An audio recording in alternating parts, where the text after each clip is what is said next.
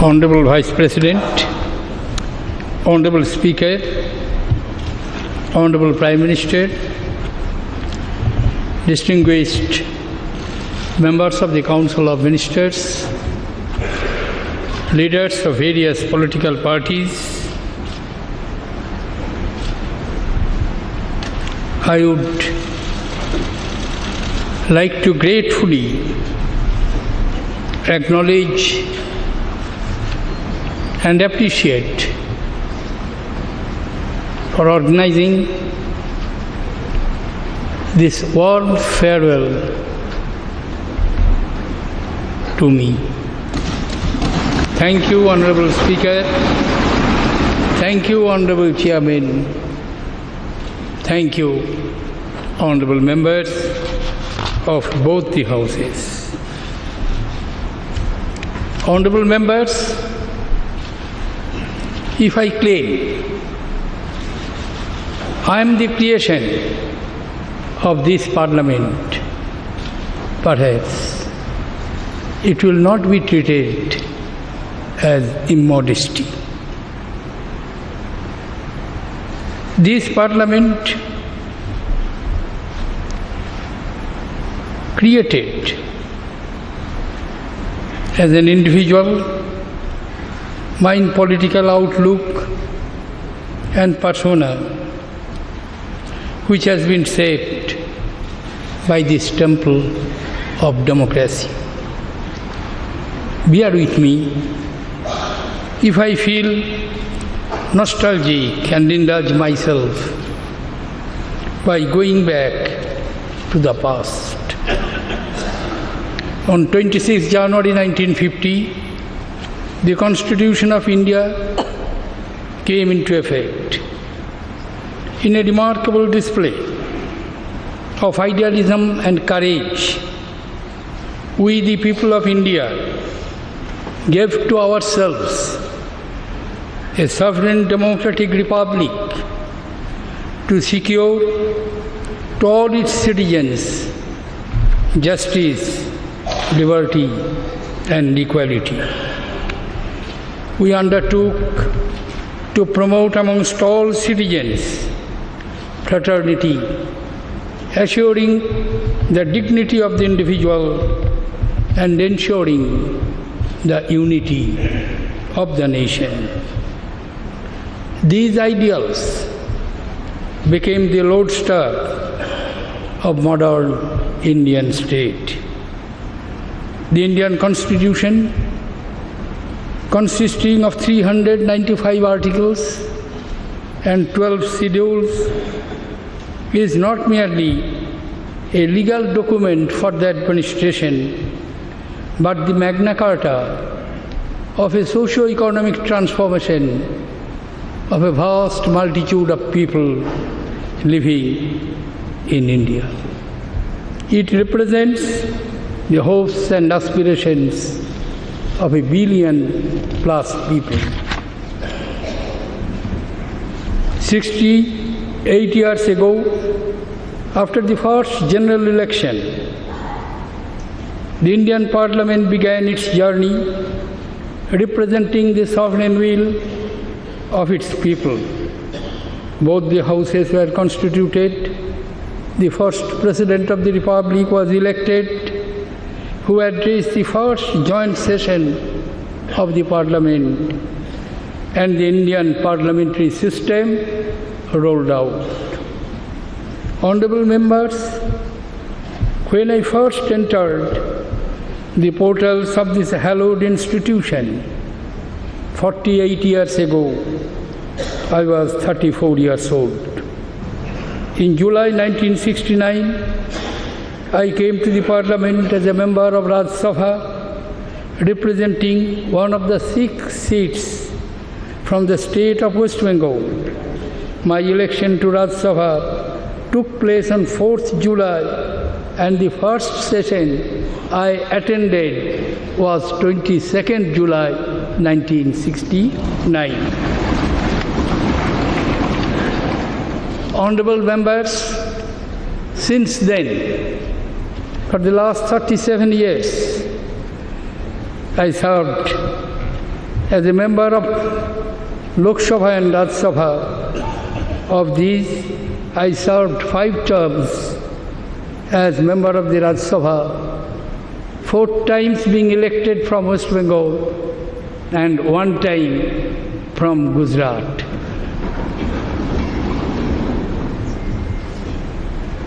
And 2 terms in Lok Sabha. My long career has been instructive and educative. I entered Parliament at a time when the Rajya Sabha was full of experienced parliamentarians, leaders of the freedom movement, many of whom were brilliant speakers. M.C. Chagla, Ajit Prasad Jain, Jairam Das Daulatram, Bhupesh Gupta, Joaquim Alva, Mohavir Tyagi, Rajnaran, Dr. Bhai Mohavir, Loknath Mishra, Chitto Basu, and many others. In fact, Bhupesh Gupta was truly a legend in the Rajya Sabha. From 1952 till his death, 1981, he was the member of Rajya Sabha. Dayabhai Patel and Monibal Patel, Sardar Vallabhbhai Patel's son and daughter, represented Swatantra Party in the Parliament. My years in Parliament were further enriched by the wisdom of P.V. Narasimha Rao, oration of Atal Bihari Vajpayee, cryptic one-liners of Muthulimai and Dr. Nathpai, wit and humor of Piru Modi, poetic discourses of Professor Pranab Mukherjee, a research repartee of Indrajit Gupta, coming presence of Dr. Manmohan Singh, mature advice of L.K. Advani, and passionate support of Sonia Gandhi for social legislations. Fellow members, my career as a parliamentarian was no doubt mentored by Srimati Indira Gandhi. Her steely determination, clarity of thought, and decisive actions made her a towering personality. She never hesitated to call a spade a spade. I remember after the defeat of Congress and herself in the post-emergency election, we had gone to London in November 1978. A large number of media persons in a fairly aggressive mood were waiting to ask Srimati Gandhi questions. The first question that was flung at her was, I quote, "What have been your gains from the emergency?" Unquote. Looking at the journalist squarely in the eye, in a level voice, Indira Gandhi replied, "In those 21 months, we comprehensively managed to alienate all sections of Indian people."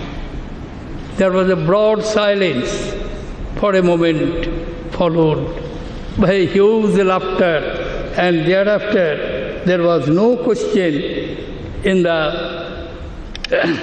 waiting room of Heathrow Airport, and the media persons just melted away. And I also learned an early lesson of acknowledging my mistakes and rectifying them. Self-correction in such situation is always a better option than self-justification. Honorable members, in those days, both houses of the Parliament used to reverberate with animated discussions and illuminative and exhaustive debates on social and financial legislations. Listening to the stalwarts for hours and days in Parliament sitting in the treasury or opposition benches, I felt one with the soul of this living institution, understood the real value of debate, discussion, and dissent. I realized how disruption hurts the opposition more than the government, as it denies them the opportunity to raise the concerns of the people. I internalized the sense of what Pandit Jawaharlal Nehru had said, and I quote, "There has always to be a balancing of change and continuity. The system of parliamentary democracy embodies these principles of change and continuity, and it is up to those who functions in this system, members of the House and the numerous others who are part of this system, to increase the pace of change, to make it as fast as they like, subject to the principle of continuity. If continuity is broken, we become rootless and the system of parliamentary democracy breaks down." Unquote. Honorable members, I experienced the joy of the enactment of pro-poor and pro-farmer legislations. The recent passage of goods and service tax and its launch on 1st July is a shining example of cooperative federalism and speaks volumes for the maturity of Indian Parliament. To be a part of this system is a unique experience, and I am grateful to the people of this great country for giving me this opportunity. I had the privilege of being a witness and a participant in the unfolding scenario of emergence of a great India, an India where 130 crore people belonging to three major ethnic groups, Aryans, Dravidians, Mongolites, practicing 7 major religions and 122 languages in the daily lives, live yet under one constitution, one flag, and one administrative system. Honorable members, not a single part of this vast territory of 3.3 million square kilometers of landmass and islands is unrepresented in the Parliament. 543 persons from 543 territorial constituencies of this country, representing the people in Lok Sabha, and 245 persons elected by 29 states and union territories, including 12 nominated members by President, make laws, scrutinize orders of the executive, and enforce accountability to protect the interests of the people. Each of these 790 voices is important. It is unfortunate that parliamentary time devoted to legislations has been declining. With the heightened complexity of administration, legislation must be preceded by scrutiny and adequate discussion. Scrutiny in committee is no substitute to open discussion on the floor of the House. When the Parliament fails to discharge its lawmaking role or enacts laws without a discussion, I feel it breaches the trust reposed in it by the people of this great country. Through the instrument of ordinance, the executive has been vested with extraordinary powers to make laws to meet exigencies during a time when Parliament is not in session. However, such ordinances have to be approved by Parliament within 6 weeks from the next session of the Parliament. I am firm in the opinion that the ordinance route should be used only in compelling circumstances, and there should be no recourse to ordinance on monetary matters. Ordinance routes should not be taken on matters which are being considered or have been introduced in the House or a committee of the House. If a matter is deemed urgent, the concerned committee should be made aware of the situation and should be mandated to present its report within the stipulated time. Honorable members, it was in July 2012 again. My membership in Lok Sabha came to an end when I was declared elected as the 13th President of the Republic on 22nd of that month.